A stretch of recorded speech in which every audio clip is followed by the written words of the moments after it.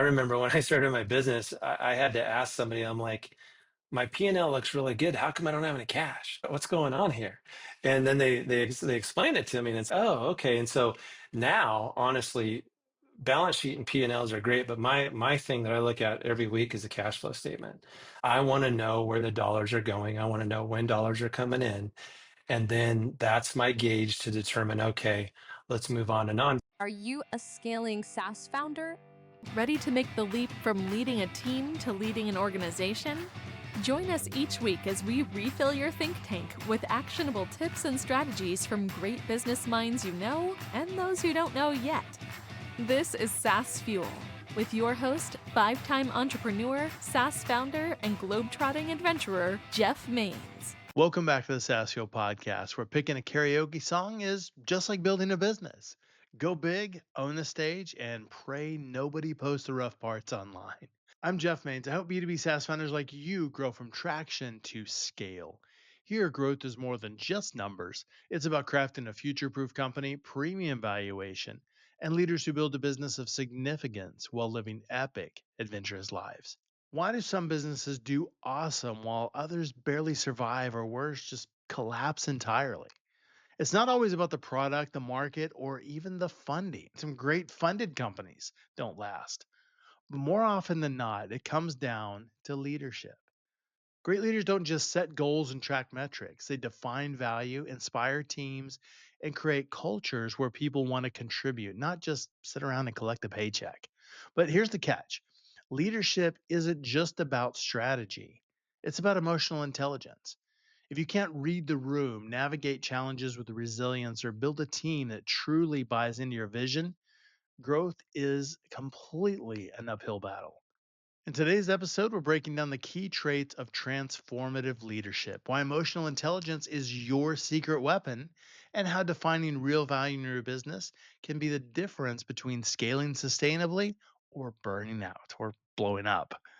We'll also tackle the biggest reasons small businesses fail and what you can do right now to avoid becoming another statistic.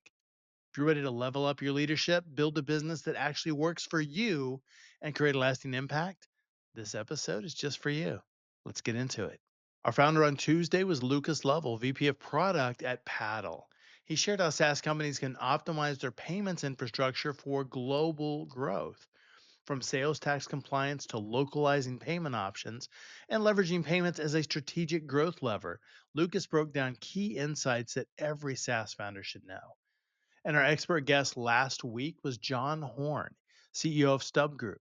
He revealed how businesses can maximize ROI on paid ads while avoiding common pitfalls. John unpacked the latest trends in AI powered ad optimization, account management strategies, and how to protect your ad spend from inefficiencies and ad suspensions. It's a big deal. If you missed either one of those episodes, go back and give them a listen. So much gold in both of those. My guest today is Marcus Hamaker, CEO of Boost USA, where he leads a powerhouse team of project management and professional services consultants who turn opportunities into real results. His work helps leaders cut through the noise, stay focused, and execute with precision. Marcus is also the host of the Pursuit of Value podcast, and he is on a mission to help 1 million small businesses each month reduce stress, scale sustainably, and make a real impact. Welcome, Marcus Hamaker. Hey, Marcus, welcome to SaaS Fuel. Hey, good to be here. Thanks, Jeff. Well, you've had a long and varied entrepreneurial journey. I love it when people are in different industries, concrete construction company, into consulting and AI development. What are some of the lessons learned along the way that have shaped your approach to business growth and strategy? Yeah, really, first of all, thanks for having me. I've been very fortunate to have a very diverse background. The one thing that I noticed through all these different industries that I've been a part of is that business is business. And when you really look at the common denominator, it's all about people. Yeah. It doesn't matter if it's concrete. And then I went into golf and the golf industry. Then I went into boarding schools, data centers, and whatever it is, it's the common denominator is always people. So if you can really focus on that and understand that every business has an internal factor, which is the employees, And then there's an external factor, which is the customers. And so my two pillars that I always talk about are the employee experience and the customer experience. And if, as a business owner, you can really focus on those two pillars, there's not a lot you can accomplish. Very cool. I think a lot of entrepreneurs struggle with transitioning from one industry to another, maybe one business model to another. Yeah. And how do you navigate those kinds of transitions? And maybe what kind of advice do you have for leaders that are facing a challenge like that? Yeah. The fundamental thing is when I transferred from different industries, there's a baseline component. You got to educate yourself and understand what you're getting into. When I went from construction to, that's not the best example. When I went from the data center industry into more of the indoor air quality industry, is both in the HVAC, because I was Hmm. doing critical cooling on the data center side. And then I went into indoor air quality, which is more commercial residential. There was a component on how we went to market through distribution that I didn't understand. My previous experience was direct to the end user. And so I had to learn this whole system about going through wholesalers and through distribution and what you could do, what you couldn't do. And so there's a fundamental part of just understanding the basic workings of the business, no matter what you do. But then again, always going back to, man, people are people. It doesn't matter what the business model is. Employees want to have autonomy. They want to be respected. They want to have a place where they can thrive and grow. And customers want to be treated well. One of my pet peeves is as I am a consumer in this world, if I go to a store or if I try to buy something and the purchase process is difficult, like I'm trying to give them my money and they make it difficult. It's, oh my gosh, business 101, don't make it hard. Let me make it easy to take my money. And then number two, when you're not treated with honor and respect, because as a customer, I'm not obligated to give you my money. Like it should be considered a privilege, right? And that's how I view it. So Yeah, really just understanding that the two fundamental components. that's so good. And it just really breaks it down, keeps it simple because that's something that anybody can do. Yeah, Yeah. You have I a agree. podcast as well, The Pursuit of Yep. Value, which is a Yep. fantastic name, helps companies Thanks. define and deliver value. But it's Yeah. a fuzzy term, though. What are the most common misconceptions about value in business, and how do leaders clarify their value proposition? Yeah. Great question. And I love this question. So the reason I came up with the whole idea is that because through my years of working with starting off with my dad in construction, owning my own construction company, and then going through being consultants and whatnot, the number one thing that I found, there's really two. One is that owners struggle between becoming a lifestyle business and a growth business. A lifestyle business meaning, this is my baby that I created. I'm going to run it the way my personality is, and I'm going to commingle my business finances and my personal finances, and that's fine. To each his own. But there's a section of business owners out there that really struggle to grow, that want to grow. Yeah. And so fundamentally, they don't understand that there's two schools of thought when it comes to business ownership. There's the lifestyle, then there's also the growth, two very different things. So that's one.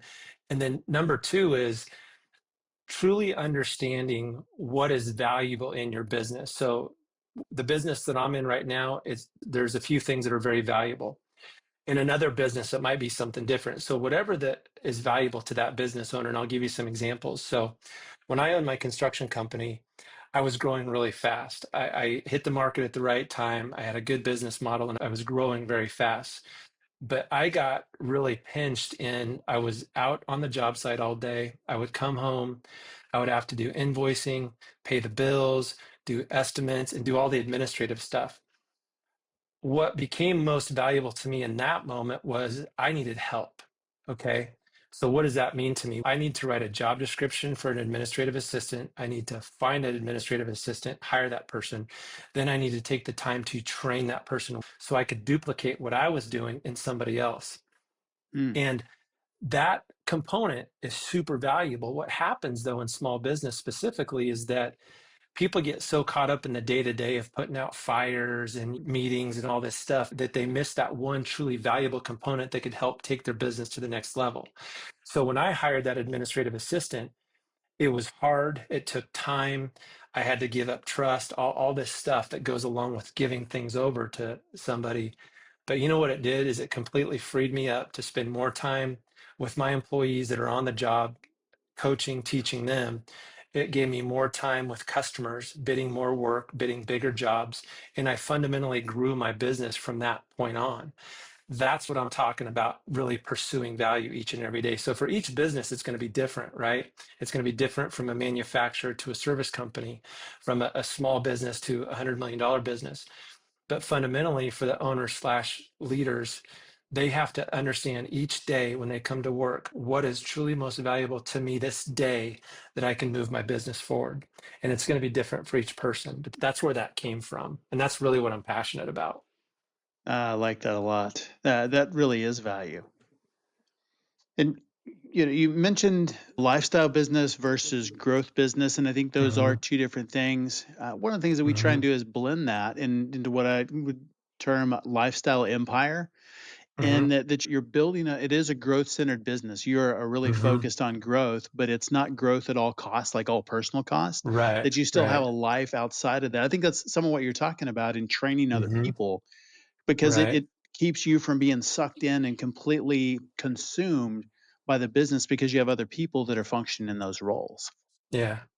Yeah, it's really an interesting nuance. Growing up, I had a front row seat to mom and dad. Dad worked all day, did all this stuff, and I have very vivid memories of towards the end of the month, mom and dad getting in these big fights because they had to do invoicing, right?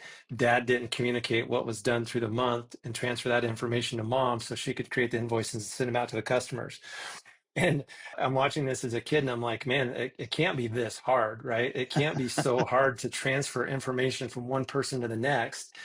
And when you think about a lifestyle business, that's to me, that's the American dream, that you create a company, you really optimize it, make it efficient where it can run without you so you're not tied to it, right?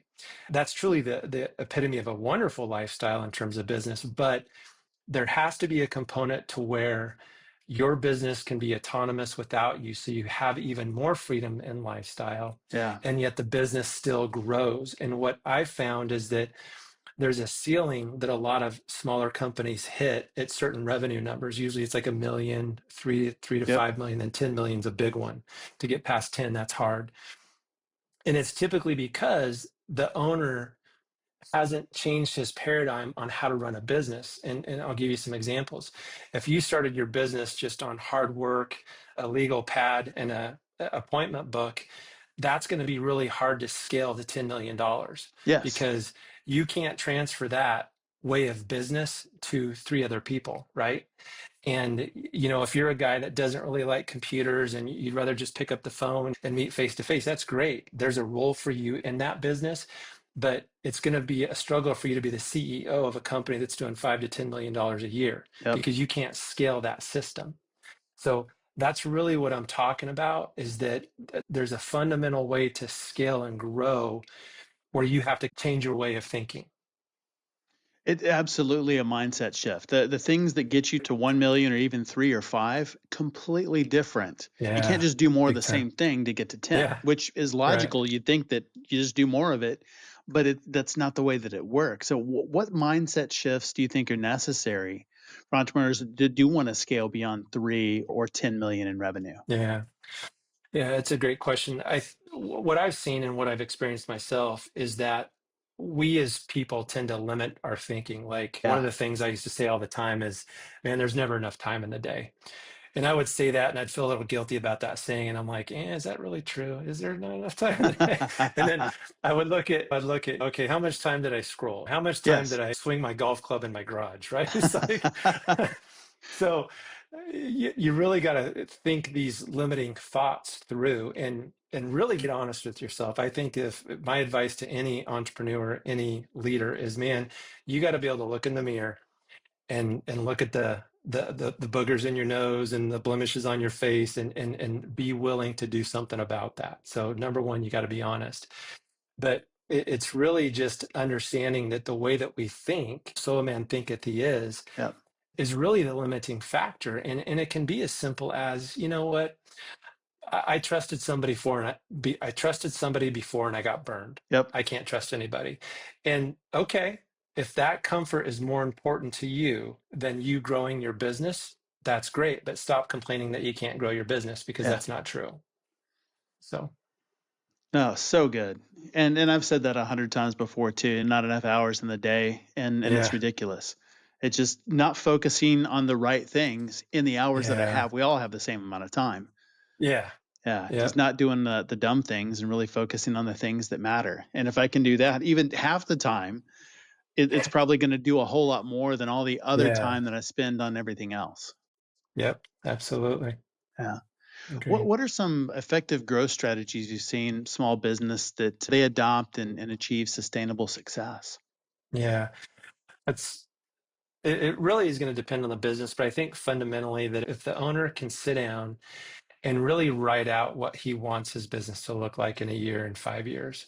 And that can be as simple as what is my vision for my company? Because you'd be surprised on how many small businesses don't really think about that, like a vision statement, a mission statement. Yes. And I get it. There, maybe if you do a business plan, you got to do it, or if you have investors, whatever.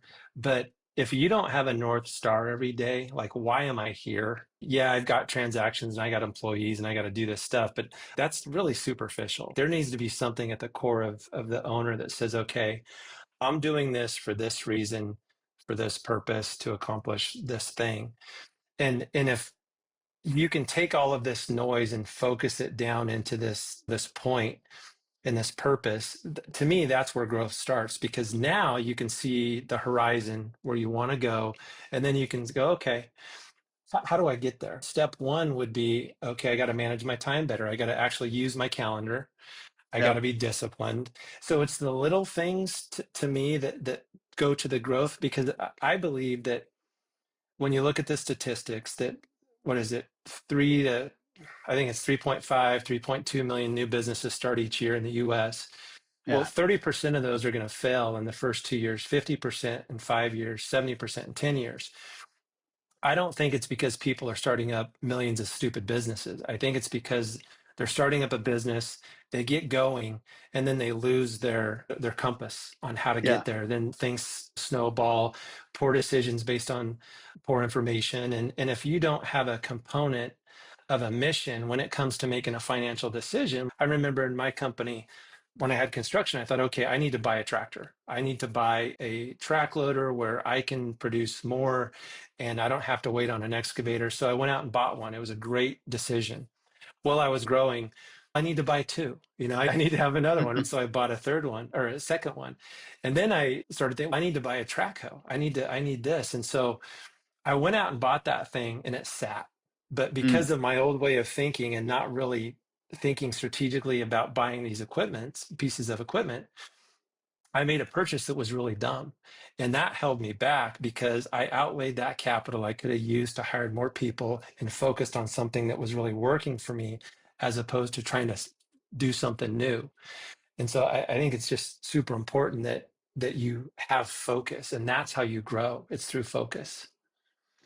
So important. And I love your comment just about the North Star. Is building a business is hard. And there's Yeah. no way around it. It is hard. And there are going to be days where you really want to quit. And unless you have that bigger why, unless you really know why you're doing it, and the goal can't just be to make money. There are lots of ways to do Mm-mm. that. And that's Yeah. not that motivating. But the why are you in this business? Why are you solving this problem? And are you clear about the problem you're solving? But the why does it matter? Why do you even care? And when that can be really deep, I think it does a couple things. One is it motivates you, it keeps you in business. And so it's a lot less likely to just give up because it's not that big a deal or it's hard. Right. There's other ways to make money. But the other one, it really inspires your team. And so you're able to hand things Yeah. off because they really understand the why. They catch that vision. They go, yeah, this is a mission I want to be a part of. And they're in. And when you have people Yep. that are in like that, it is so different than just hiring somebody that needs a job. Yep. To me, it's unstoppable. When you look at just our team sports, football, and all that stuff, the teams that really excel, it's like they are focused, man. They got their blinders on. Everybody's bought in. Everybody's aligned, Yeah. and there's really nothing that can stop them. And that's the beauty of small business that I love, because in my view, a, a business that's run well can do more for the owners, the employees, the community that it sits, and for the world around it than any other thing. There's a stat that I can't remember, but it was something to the effect that pastors have the ability to affect a certain group of people once a week. Yeah. Businesses have the ability to affect a much bigger number of people every single day. And that really spoke to me because for me personally, I want to leave a legacy to my children. If I have employees, I want to leave a legacy to my employees. And it Absolutely. could just be, you know what, this was a great place to work. I grew so much in this Yeah. job. I learned so much, not I got to go to this job and listen to this jerk for 2 hours. I want to always deposit something of value. If I'm going to do it, let's make it valuable to everybody. That's so good. And thinking about that and just leading the team, emotional intelligence is a critical factor in Yeah. leadership. Yeah, what are some practical steps leaders can do to develop their emotional intelligence and foster better team dynamics? Yeah. Number one, I'm a big fan of DISC personality assessments. It's a simple, effective educational tool that can be conducted relatively simple. Our director of HR here, she's a certified DISC instructor, and Nice. as soon as she was hired, I said, "Hey, go get this because we need it." And what it does is it educates the employee on how they're wired. What's my personality style? And then it teaches them how to deal with other personality styles. So on the DISC spectrum, there's a D, which is very driven, very type A personality, even though I don't like that term. They're just go getters, right? I'm a D.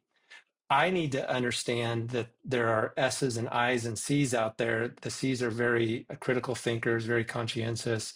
The S's are more, they feel a lot more, and the I's are very outgoing.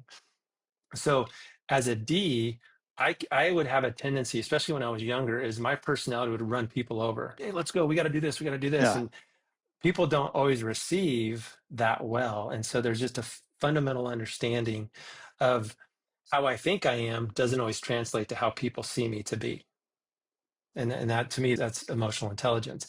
And then second, when you're interviewing people or when you're coaching people, it's really important for them to understand that people are always first. People matter. And specifically in interviews, you want to ask the tough questions like, don't tell me about all your wins. Tell me about your losses. Let's talk about some tough losses that you went through.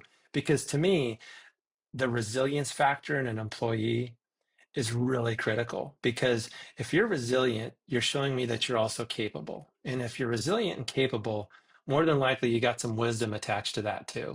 And so that's what I'm looking for. It's not just that you got 4 degrees and you speak 4 languages. That's great. But if you're emotionally unintelligent, you're going to bankrupt my company. So it's a super important component. It really is. And it affects team dynamics as well. So understanding just that self-awareness and then understanding how to relate to other people on the team is I did the same thing you were talking about early on, high D, and ran over people. And I Yeah. didn't have that self-awareness. And I look back on that now, 20 years later, I'm like, oh my gosh, I can't believe. But at the Yeah. time, I had no awareness of that. It's just they Yeah. need to get Yeah. going or get out of the way. Right. And there, in all fairness, there's a component that I like about that. You just got to take the people component at the same time, right? It's like I want a racehorse on my team. I want somebody that's like, let's go. Yeah, But I also want them to, hey, be aware that you're going to leave some injured people around if you don't look where you're going. Yeah, it's good yeah, stuff. yeah. One of your big goals, and I love this and just fits with that North Star and the mission, is helping 1 million small businesses avoid stress and grow. What are the Yeah, top reasons? And you talked about business failure. What are some of the top reasons that businesses fail? And yeah, how do founders address that up front and be ready yeah. for those challenges? Again, to touch on what I said before, I think really it's just having that North Star and understanding why you're doing what you're doing is fundamental, right? And then there's the other things like really understanding that in a small business, cash flow is blood flow. And if you don't have it, and if you don't really watch it and manage it, you can really get out of shape quickly. Understanding budgeting. I remember when I started my company, I had a good cash flow, and that's what saved me because I was turning a lot of dollars every 30 days. But man, if that money would have stopped, it would have been ugly. And Yeah. so understanding that once your business starts going and you got a good cash flow, you need to start understanding budgeting. And there's a capital budget and then there's an operations budget. And both of those need to be treated really well because If you want the capital to grow, you need to pull that aside and then plan for it, strategize for it.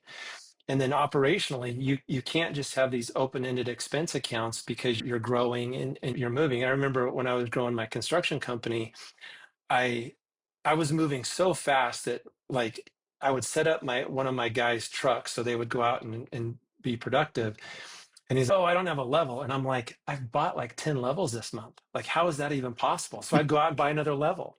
And then it's finally, I'm like, okay, I got to start doing inventory on the trucks every morning. I got to design a system that does the inventory where the guy understands that he's responsible for that inventory.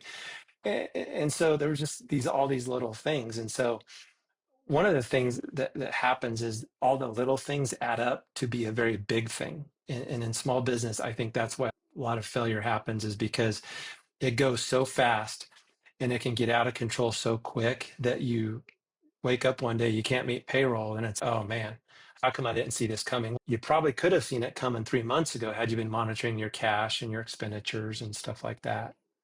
Yeah. Ready to dominate your market and skyrocket your revenue? Dive into Small Fish Big Pond, delivering a world class business that swims circles around competitors. This book is packed with powerful marketing and leadership insights guaranteed to transform your business and operate world class. Small Fish Big Pond delivers proven strategies to sharpen your marketing message, deliver unmatched value to your clients, and guide your prospects' buying journey to one inevitable conclusion: that your company is the only solution for them. Inside, you'll find step by step frameworks and time tested growth principles to attract your ideal clients, convert them, and then turn them into your passionate brand ambassadors. Grab your copy today in print, ebook, or audio at smallfishbigpond.com or on Amazon. Plus, remember, every book sale supports charity. All profits go there. Always have, always will. So dive in and make a difference. And it seems like growth hides a lot of problems. When you have something that's growing Oh fast, cash man. flow is going really well, it's easy to play a lot looser with those because it covers Yeah. those mistakes. Yeah. That's so well said. I think it's the grand illusion. When cash flow is good, everybody's happy, even though there's some things lurking underneath that probably should be made aware. But yeah, that's a great Uh, point. I think we've seen a lot of that over the last couple of years, and particularly in SaaS world, where it was growth at all costs, and then capital pulled back a little bit. A couple of years, it was a little bit slow, and then it became capital efficient growth. And Warren Buffett, when the tide goes out, you can see who's been swimming naked. And Yeah. it's been tough for a lot of companies the last couple of years because Yeah. cash flow has been down, and they've had to figure out how to what operational efficiency looks like. Yeah. Yeah. And when you're trying to grow, it's hard. We're in a growth phase here at the company that I manage. And it's hard because you can have a big appetite on all these things that you want to do growth wise, but you really got to temper that appetite because you can't get out over your skis in terms of cash. And so you really got to be disciplined. You think it's something a lot of companies miss is they focus on maybe balance sheet and income statement and leave that cash flow statement aside and don't pay as much attention to cash? Absolutely. I remember when I started my business, I had to ask somebody, I'm like, my P&L looks really good. How come I don't have any cash? What's going on here? Yeah. And then they explained it to me, and it's, oh, okay. And so now, honestly, balance sheet and P&Ls are great, but my thing that I look at every week is a cash flow statement. I want to know where the dollars are going. I want to know when dollars are coming in. And then that's my gauge to determine, okay, let's move on and on. Because from a P&L standpoint and a balance sheet standpoint, I'm not an accountant, and I trust our accountants, but at the same time, and when they close the books, I've caught them making mistakes like this doesn't apply there, that doesn't, that doesn't go to that account. And so to me, I don't think it's good to judge your day-to-day business off that snapshot that happens at the close of the month. I think that you need a weekly gauge, and to me, that's cash flow. You can build, and I've done this where I've built a spreadsheet very methodically that I can just plug in numbers every single week and have a really good idea where my cash is each week. It's not going to be to the penny, but you know what? If it's to 500 to $1,000, I'll take that. Yeah, absolutely. Oh, so good. One of the things that you're building is an AI tool for contract compliance in construction. Tell me a little Mhm. bit about that. Why is contract compliance a big deal, and how do you see AI transforming the way that works? Yeah. It seems every day AI is transforming something. Yes. It's crazy, this thing that's been birthed. Growing up in construction, one of the things that happened often was you would get a contract, you would sign it, and then changes would happen through change orders and owners, architects, whatever. There'd be addendums and all this stuff. And there would be so much creep off the main scope of work. So that's one, just managing the sheer volume of changes and everything. Yeah. And with this AI tool that we're working on, you've got the scope, you can actually compare everything to the scope and it will show you what the difference is in real time. So you've got this North Star of a document that everything was based upon. And then as addendums come in, change orders and stuff, it'll actually log those changes. So that's one, just staying organized. And then number two, for smaller contractors, when they sign a contract, that contract is usually not in favor of a subcontractor. I'll just Right. say that. And so you really need to understand what you're signing and what that means. And a lot of these guys don't want to pay attorneys to comb through it every time. One, it takes too long. Number two, it's really expensive. And they'll just like, you know what? I've been doing this for 20 years. I'm just going to sign it and go. Well, guess what? You just signed something that says that if you don't complete this project by a certain date, you're going to start paying them for lost time, liquidated damages. And so it's just a tool that we're trying to form that really gives the contractors and subcontractors better grounds to operate on. And again, we're at the beginning stages and it's just something that we're demoing and playing with. Oh, that's very cool. And you're right. A lot of times, and this happens across industries, is especially when it's the power dynamics. You get a general contractor and you get a subcontractor. Who has the power there? It's the person awarding the business. And that happens Hmm. a lot of times in every industry. You just sign the contract and hope that things go well. Hope is a Yeah. terrible strategy. Yes, it is.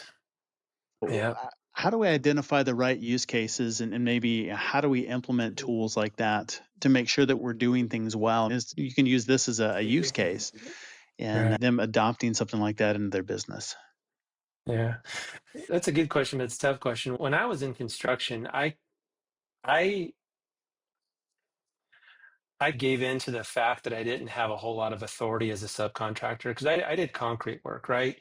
And we were always on the beginning stages of a project. So foundations, they would survey it, they would excavate it, then the foundation guy came in, whether it was commercial or residential. There wasn't a lot of times where that would go sideways because I was on the beginning of a contract. Hmm.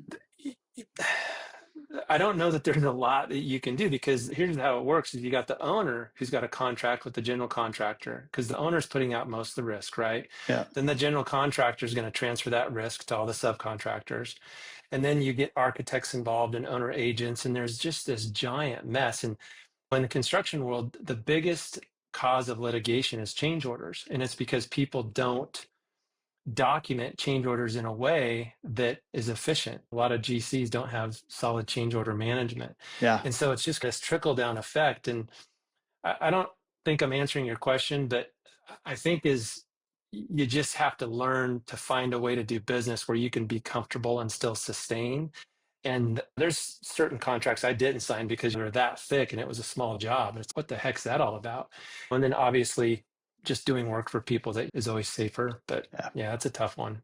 It happens a lot in software implementations as well. Scope creep, huge issue. Yeah. And same thing, just like construction, is tracking those change orders and how you do that, how you respond to them, how it's priced. Is it something that goes in this phase? Because the dollars can change, the timeline can change, Yeah. but a lot of companies are really hesitant to go back and say we can do that, but it's going to cost more or it's going to take longer. Yeah. Yeah. It's tough. And unfortunately, in the US, we're such a litigious society that contracts are just, I don't know, it's tough. It's unfortunate, but it is Yeah. what it is. So how else are you seeing AI transform business, whether it's construction or outside? Yeah. On a basic level, it's some like for me personally, I use it every day. I do Like too. I am asking questions a lot of time when I'm writing, like if I'm trying to form a document, if I want brainstorming ideas, I see it transforming everything, honestly. I think the data center world in and of itself, where I used to work, that's going to be moving so fast, not only from an infrastructure side, because they have to build the infrastructure for it to function properly. You got to have the right amount of power, you got to have the right amount of cooling and everything that goes with it. And so they got to increase the power, then they got to increase the actual storage of the data, right? So they're building data centers. You can't build a data center without the right power. So those two components are growing together. AI is going to drive all of that.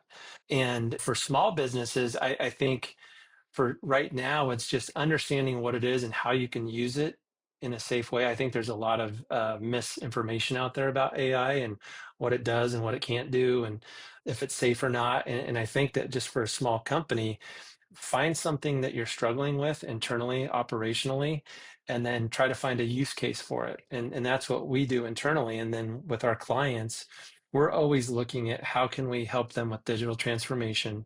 You'd be surprised on how many companies run off a spreadsheet. There's a lot, Yeah. and that can be pretty inefficient. And then how can they use AI to increase efficiencies and processes? And it's really going to depend on the company. Yeah, I'm really excited about just some of the potential, even something spreadsheet into systems or being able to query Yeah, data in a spreadsheet. There's so many things that can be done, even in companies that are still running in some more manual ways to right. get answers. Yeah. Yeah, I think it's the Wild West and it's the new frontier all in one. I think there's going to be a lot of significant changes in the next 3 to 5 years that we're going to look back on and go, wow, that was pretty intense. Yeah, yeah, without a doubt.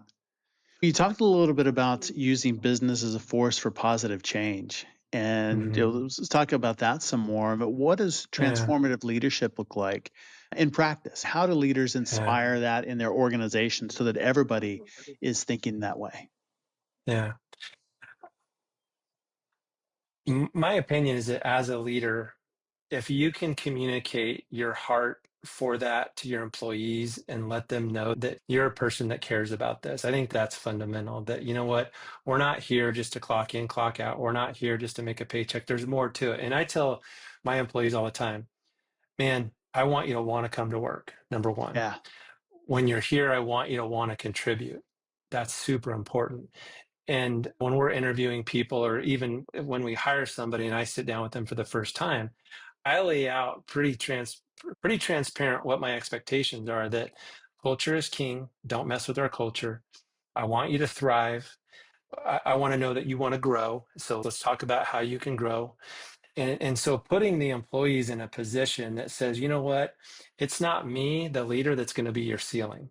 If anything, it's going to be you, the employee. So as the leader, if I can scaffold them the right way, train them the right way, and then remove the ceiling from them, so even to the point where they outgrow the company. And I've said this before, is, man, if you can outgrow us, great. That, God bless you. Go win the day. But I don't ever want to be the leader or the guy that is the topic of a dinner conversation at somebody's family. It's like, my boss, he's this guy and he's that guy. I yeah, don't want to be that guy. I want it to be like, you know what?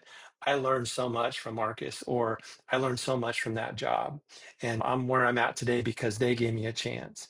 That's, to me, transformative leadership, because it shows integrity, it shows empathy, and you're giving the people around you the opportunity for growth. And I think that when you do that, they're not going to want to leave. right. And that's not the motive. The motive is for them, their best interest. But I think that if you can have that mindset, to me, it just makes all the difference in the world. Because I worked for guys in the past that they didn't understand the difference between power and authority, and they just led with just power and threats. You're going to do this, or I'm going to fire you. That's my second day. Thanks. Yeah, And that's tough. it's just, yeah, and it's, what's the point of that? And so to me, that's transformative. If you can share your heart in that motivation and that strategy with your team, I think that's when to your sales for sure. So good. I think that's for me one of the most rewarding things is to have people that I've worked with in the past and hired and done really well, and then they do outgrow and they go out and they Yeah. build something sometimes even better than what I've done. And to Yeah. me that is just incredibly inspiring. Yeah. Because more to the point, like think about the lives they're going to now affect because of Yes. where it started with you. And so it's back to that legacy. It's back to building a sustainable legacy of treating people the right way in their best interest to help them grow. And to me, that's exponential because if they can keep that going, their kids, right? It could, Yeah. we don't know. We don't know, but it's super important. Yeah. Multi-generational impact. That's really cool to think about. Yeah, Yeah. for sure. How do small businesses in particular balance that pursuit of profit with making a meaningful impact in their communities and areas of influence? Yeah. To me, it's all about scale in terms of if I'm a company and I'm doing $1 million a year, I need to budget my community investment portion. I need to one, build a culture that is a thriving culture. I part of my strategy needs to be giving back to the community and doing things with my team. And it's all proportional, right? So if it's different for $1 million company or a $200,000 revenue company than it is for a $200 million company. I think as the leader, you've got to be able to put that in your vision to where you can make an impact. And it starts with internally with the employees. The company that we're at now, it's small, but you know what? We do things as a team and we collaborate and we have certain things that we do throughout the year. We try to do it every month, but sometimes that gets a little overwhelming. So we do it every other month where we're helping the homeless, putting bikes together for kids, doing some sort of drive, donating blood, just little things. But if you do that as a team and it's in your strategic plan, to me, that says a lot. Oh, so good. Yeah, I love that. Very practical steps as well. Yeah. It's not something that is a one time a year thing. Oh, we should do this because that's, yeah, let's do something. But it's something that's Right. ongoing. It's part of culture. I think that's really cool. Yeah. Where can people learn more about you and about the Pursuit of Value podcast? Yeah, thank you. So it's the povpodcast.com and you can go there and we've got episodes and the links to YouTube and Spotify and Apple. There's a blog section that gives a lot of good advice and input for small business owners. And really what we're trying to create is just this hub that has really good information for small business owners. They can listen to the podcast, they can watch a YouTube, or they can just download some articles. And then we're in the process of creating some more free stuff. Then we're also going to do an ebook. And really the vision is to have basically a blueprint for small businesses that they can look at each component and whether it starts with your mindset, whether it's culture, whether it's operations, and they can just use this as a blueprint to guide them and help them as they navigate being a business owner. Very cool. We'll make sure and link that in the Yeah. show notes. Yeah. Thank you. So good. Well, Mark, Appreciate it. it's been a pleasure. Great conversation. Thanks for being on SaaS Fuel. Yeah. Thank you. I really enjoyed it. Really appreciate it.